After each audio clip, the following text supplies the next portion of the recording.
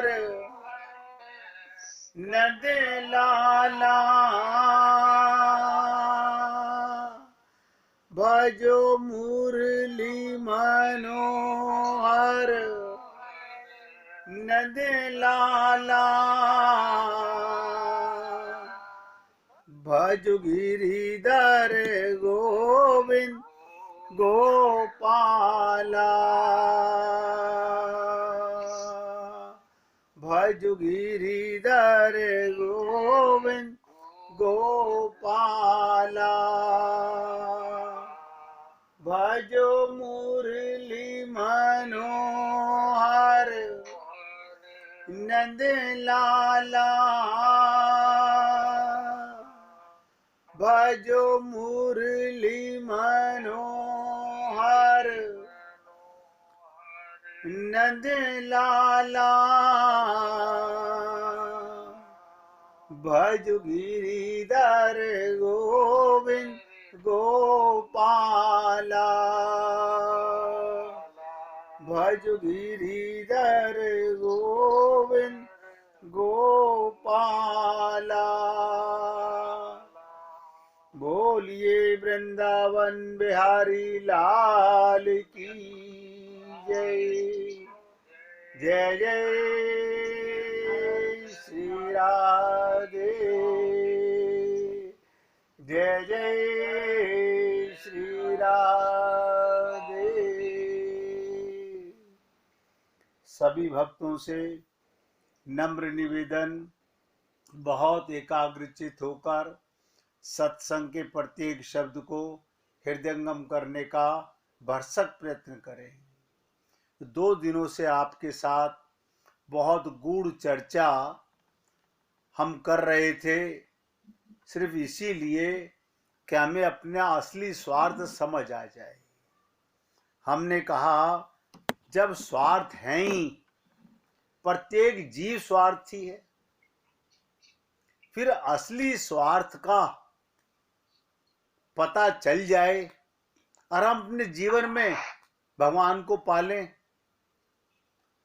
जिस देह, भगवान ने कहा ना कि जिस कार्य के लिए ये मनुष्य शरीर मिला वही ना मिला। जिसको पाने के लिए, जानने के लिए, मानने के लिए ये देह मिला वही ना मिला, तो फिर क्या मिला? ये तो कोरी कफायत हो गई। लोगों के मन में हमने ये बनाया, हमने ये बनाया। आप ध्यान से सुनिएगा, अक्सर लोगों के मन में ये बात आती है, मैंने ये बनाया, मैंने ये बनाया। तुमने वो तो बनाया ही नहीं जिसके लिए भगवान ने तुम्हें शरीर में भेजा। इसी को एक ही लाइन में कि धन्य सोही जो निज स्वार्थ पहचाने। अभी हम लोगों को अपने स्वार्थ का पता नहीं है। सुन लिया, हमने आपसे निवेदन किया, भगवान को पाना नहीं है, क्योंकि आनंद सिंधु मध्य तब वासा, बिनु जाने कत मरसी पियासा। भगवान ही तो हैं जो मिले हुए हैं।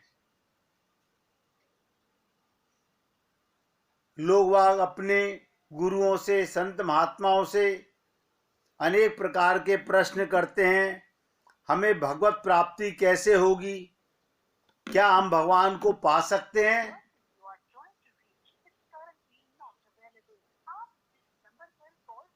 आप सोचिए, हम तो आपसे निवेदन करते हैं, भगवान ही है जो मिला हुआ है, बाकी सब माना हुआ है।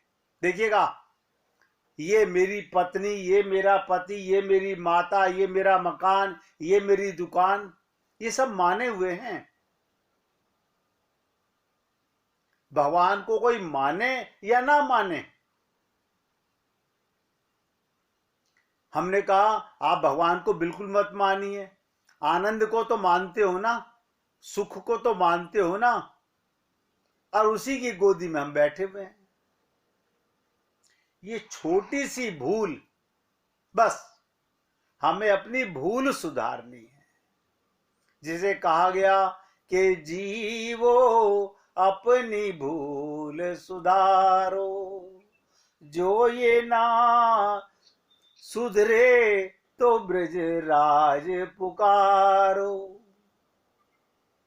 और मैं ऐसा नहीं समझता, यहाँ जितनी भी पुण्य आत्माएं सत्संग सुन रही हैं, सबको अंदर ये बात कचोटती होगी कि भगवान ही तो जो मिला हुआ है, रियलिटी ऑफ लाइफ है, बाकी सब तो माना हुआ है नहीं? यही एक भूल है। इस भूल को हम इस जन्म में सुधार लें, अनंत जन्मों के बाद सुधारें। हमने कहा प्रत्येक जीव के 5 प्रकार के ही लक्ष्य होते हैं, 5 प्रकार का ही स्वार्थ है, जिसके लिए मैंने आपसे यह भी निवेदन किया 3 प्राकृतिक स्वार्थ हैं, 2 दिव्य स्वार्थ हैं। देखिएगा, सबसे निम्न क्वालिटी के जो लोग हैं, सबसे नीचे के, वो क्या चाहते हैं? तामसिक सुख। सबसे निंदनीय नरक भोगी जो तामसिक सुख का प्रलोभन करेगा, वो नरक योनियों में जाएगा। जो राजस्व सुख का ममता मोह आसक्ति धन दौलत में रहेगा, वो संसार की 84 लाख योनियों में भटकेगा।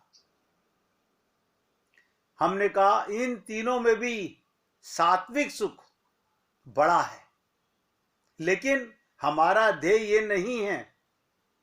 सात्विक सुख का मतलब स्वर्ग की प्राप्ति। एक बार खूब आनंद मिला, स्वर्ग में चले गए, ना कमाना पड़ा, ना बनाना पड़ा, और अपनी इंद्रियों के भोग के लिए हम लोग बिना कुछ किए सात्विक सुख भोग रहे हैं, लेकिन वहां से नीचे पटके जाते हैं। देव दुर्लभ ये शरीर हमें मिला है, एक लक्ष्य, इस देह में हरि मिलत है, बस दूसरे की जरूरत ही नहीं है।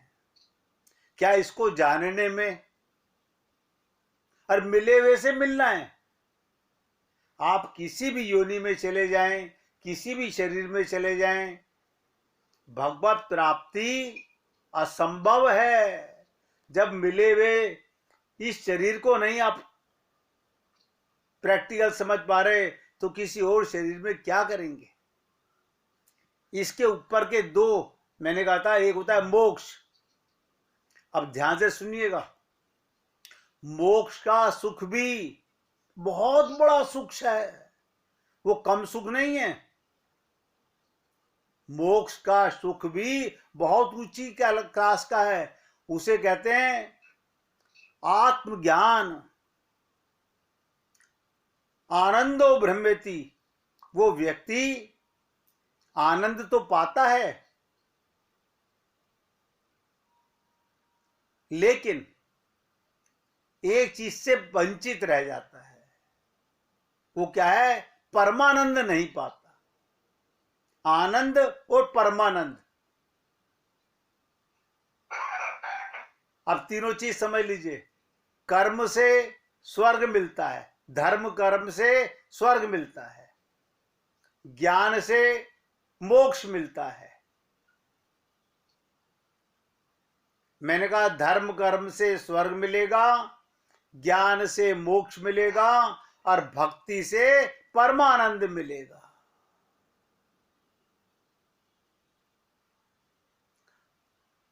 और भक्ति प्रेम, ऐसा कोई जीव नहीं है जो नहीं जानता। हम सब लोग उनसे प्रेम कर रहे हैं। कल भी हमने निवेदन किया, जो टेम्परेरी रिश्ते हैं इनकी सेवा करनी है, और जिसके लिए ये देह मिला उससे प्रेम करना है। यही भक्ति है। भक्ति में कोई नियम नहीं। हमने ये भी आपसे निवेदन किया, भक्ति में कोई नियम नहीं है। लोग कहते हैं हम सुबह 4 बजे उठें। ना ना, तुम जब आंख खुले तब उठ जाओ। उठो तो भगवान के साथ, सो तो भगवान के साथ, खाओ तो भगवान के साथ। प्रत्येक कर्म को भगवान के साथ करो, यही भगवत प्राप्ति है। इसको कठिन मत कीजिए।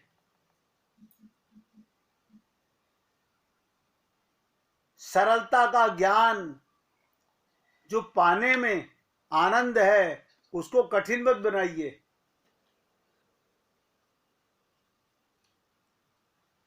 हमारा क्या होना चाहिए? भगवान से प्रार्थना करनी चाहिए, हे भगवान, मैं तुमको ना भूलूं, तुम मुझे ना भूलो।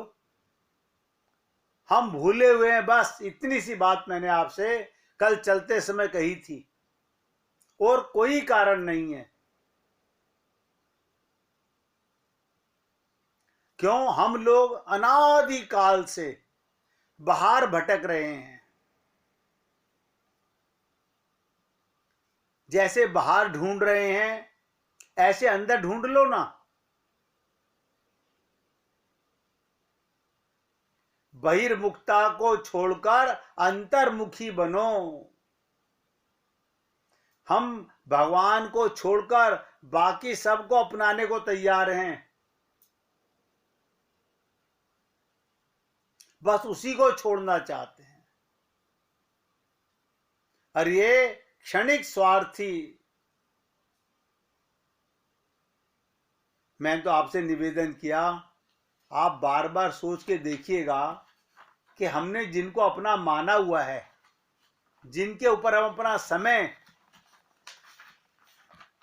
लगा रहे हैं, इनकी सेवा करनी थी। अपने साथ महसूस किसको करना था? भगवान को। आधार ही गलत कर दिया हमने। हमने अपने को शरीर माना। हमने कहा जब आधार ही देह है और वो भी नश्वर, तो फिर देह के रिश्तेदार जो हर जन्म में चेंज होते हैं, उनका आपका संबंध कैसे पक्का हुआ?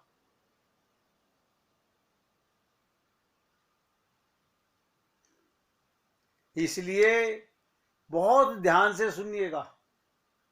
हमारा वास्तविक स्वार्थ संसार से पूरा नहीं होगा, परम स्वार्थ नहीं होगा। ठीक है, अगर आपको ऐसा लगता है नहीं हमें तो चाहिए यही था, तो मिला ही हुआ है। वो तो अनंत जन्मों में सबको मिल रहा है।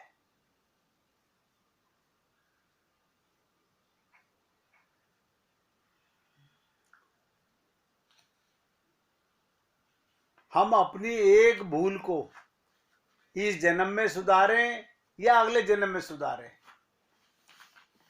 हमने कल आपसे यह भी निवेदन किया, हम सबकी शरणागति ग्रहण कर लेते हैं। डॉक्टर ने जो कहा हाँ मान लिया, वकील साहब ने जो कहा हाँ मान लिया, गुरु ने जो कहा उसमें डाउट।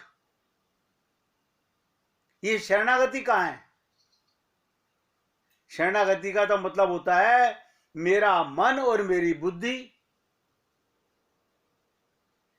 जो गुरु ने कहा वो मानूंगा।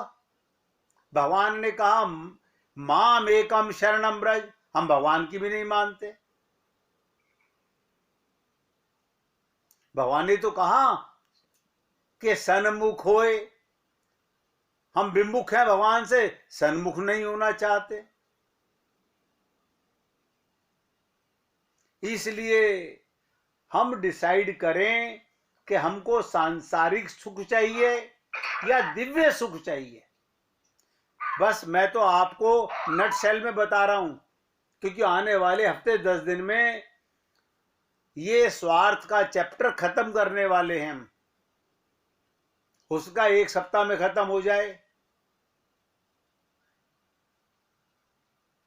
इतना समझिए। मुझे शरीर का स्वार्थ पूरा करना है या आत्मा का स्वार्थ पूरा करना है। अगर स्वयं माने शरीर तो संसार स्वार्थ है, स्वयं माने आत्मा तो परमात्मा स्वार्थ है। तो जिसका चिंतन करोगे वही मिलेगा। अब हम लोग पाना चाहते हैं भगवान को और सारा दिन चिंतन करते हैं संसार का, ये जीवन बार बार नहीं मिलेगा।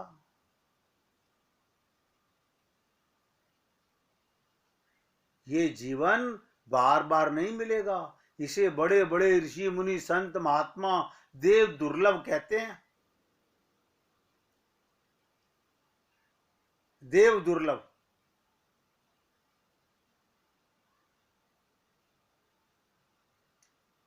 लोग कहते हैं कि मिथ्या संसार है। अब ध्यान से सुनिएगा, मिथ्या का अर्थ समझिएगा।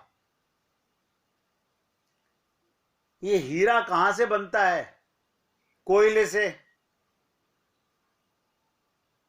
हीरा कोयले से बनता है और कोयला मिथ्या है और हीरा बहुमूल्य है।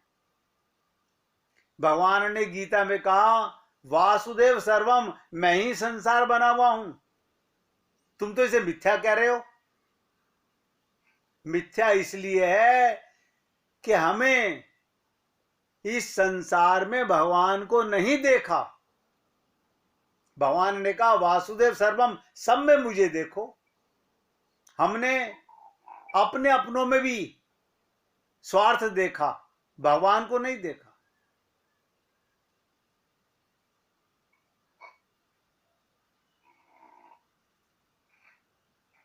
इसलिए अपने मस्तिष्क में ब्रह्म कृष्ण के आगे संसार मिथ्या है, जैसे हीरे के सामने ये मिट्टी मिथ्या है। आप समझ रहे हैं ये संसार मिथ्या क्यों है? कि भगवान के सामने मिथ्या है। जैसे कोयले के सामने आप कहोगे हीरा और कोयले में क्या अंतर है? आप कहोगे कोयला बेकार है, मिथ्या है, हीरा बहुमूल्य है। ऐसे हमारा ध्येय भगवान को पाने का होना चाहिए, संसार को पाने का नहीं होना चाहिए। संसार की हमें सेवा करनी है। ये छोटी सी बात गोपियों से सीख लेनी चाहिए कि जित देखूं तित श्याममयी है। वास्तव में नथिंग नहीं है, ये भगवान ही संसार बना, वही मिट्टी का ही रूप है। जैसे हीरे को मैंने कहा बहुत गहरा सब्जेक्ट है समझने के लिए।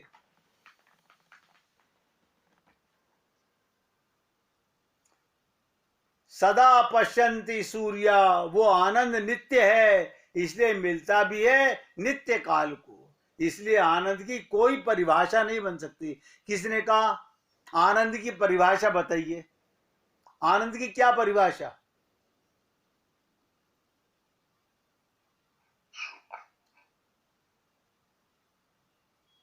इसलिए आनंद की कोई परिभाषा नहीं। वेदों में लिखा है यो वही भूमा।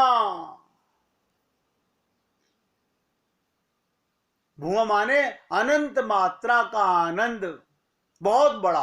अब देखिएगा, आज छोटे से बच्चे से पूछिए, हमारे महाराज जी समझाते हैं, छोटे से बच्चे से पूछिए गाय कितनी बड़ी, उसके हाथ कितने बड़े हैं, वो कहेगा इतनी बड़ी। उससे पूछो पहाड़ कितना बड़ा, वो कहेगा इतना बड़ा। वो कहेगा मम्मी पूछे बेटा मेरे से प्यार कितना बड़ा, वो कहेगा इतना बड़ा। उसकी बुद्धि का ये परिचय है। इसलिए आनंद का मतलब अनंत मात्रा का बहुत बड़ा। आप और हम लोग ये छोटी छोटी सी बातें जीवन में अगर समझ लें,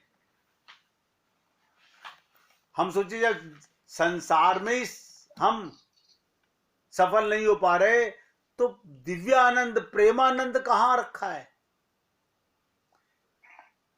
ज्ञानी बनना मोक्ष पाना भी आसान काम नहीं है, कहना बड़ा असर लगता है। दिव्यानंद ब्रह्मानंद वो मोक्ष भी मिलता है, और उसके आगे मैंने कहा प्रेमानंद है। उस प्रेमानंद के सुख के आगे ध्यान दीजिएगा, उस प्रेमा सुख के नंद के आगे ब्रह्मानंद इस प्रकार है जैसे समुद्र के सामने गाय का छोटा सा खुर, छोटा सा गड्ढा। हमारे लिए दिव्यानंद बहुत बड़ी चीज है, ब्रह्मानंद बहुत बड़ी चीज है, लेकिन प्रेमानंद के सामने बहुत छोटा है। अब देखिएगा, किसी से भी पूछो कि गोपियों का भगवान कृष्ण से प्रेम और जो उनकी पत्नियां हैं उनका दिव्यानंद, क्या अंतर है? देखिएगा, भगवान श्री कृष्ण उनको मिले हुए हैं, पत्नियों को मिले हुए हैं, लेकिन वो प्रेमानंद नहीं मिला। आप कहेंगे भगवान तो उन्हें प्रेम करते थे, यही हमारी बुद्धि का समझ का फर्क है। वो प्रेमानंद की टॉप क्लास है। देखिएगा, मैंने कल भी आपसे कहा था, उद्धव ज्ञान के नंबर 1 द्वापर के अंदर सबसे बड़े ज्ञानी किसी से पूछो सब कहेंगे उद्धव जी। उन उद्धव जी को भी भगवान ने कहां भेजा? गोपियों के पास। और क्या कहा? ज्ञान दे आओ। उन्होंने भाई इतनी गलती समझी कि ज्ञान देने चले गए। उनका मतलब था ये ज्ञान मिटाओ तब प्रेम मिलेगा।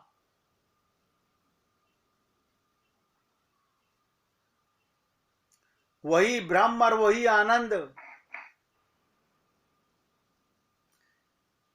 मैंने आपसे यह भी निवेदन किया कि हमारे आदि गुरु शंकराचार्य जी पहले ब्रह्मानंद के उपासक थे,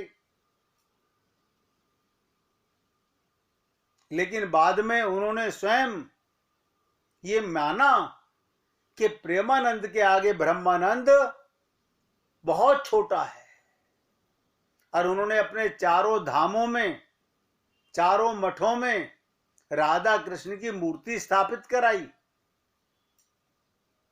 बस इतना समझ लीजिएगा, ब्रह्मानंद और आनंद है वही भगवान का, लेकिन भगवान का आनंद गोपियों को मिला जिसे प्रेमानंद कहते हैं। अब ब्रह्म का आनंद वो ज्ञानियों को मिलता है।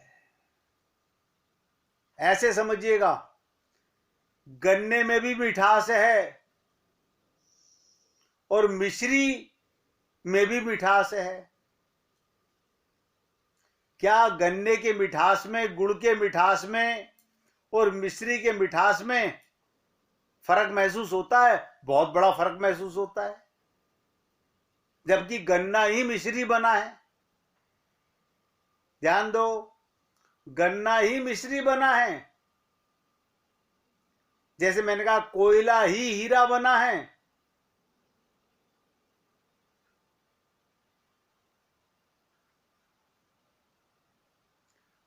कोई मिश्री बोता नहीं है, बोना गन्ना ही पड़ता है।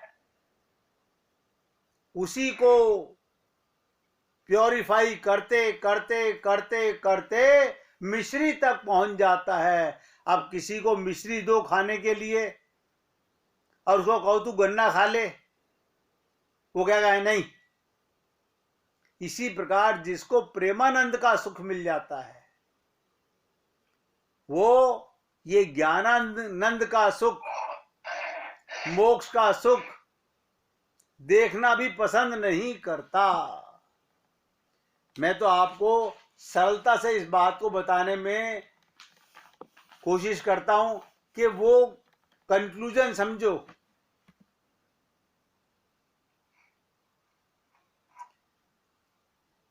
एक मिनट कीर्तन कीजिए, फिर आगे चलते हैं।